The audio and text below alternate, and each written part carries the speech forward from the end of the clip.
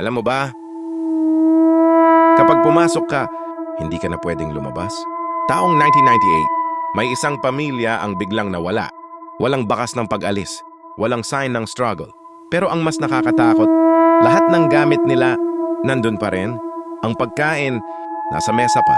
Mainit pa raw nung nakita. Parang bigla silang naglaho. Pero hindi doon natapos ang kwento. Dahil ilang araw matapos ang insidente, may mga nakarinig. Mga yapak sa loob ng bahay. Mga bulong na hindi maintindihan. At minsan, may sumisilip sa bintana. Hanggang sa may isang lalaki ang pumasok para patunayan na hindi totoo ang lahat. Pagpasok niya, napansin niya agad, tahimik. Sobrang tahimik. Parang walang hangin, walang buhay. Pero may naramdaman siya. May nakatingin sa kanya. Kahit wala siyang nakikita. Bigla, sumara ang pinto. Dahan-dahan. Walang hangin.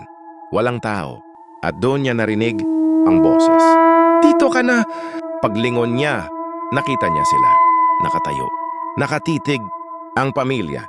Pero ang mga mata nila, itim. At ang mga ngiti, hindi pang tao. Kinabukasan, may bagong nawala. At simula noon, nadagdagan ang nakatira sa bahay. Hindi na sila 4, 5 na sila. At kung mapapadaan ka, huwag kang titingin sa bintana dahil baka may makakita sa'yo at isama ka sa loob.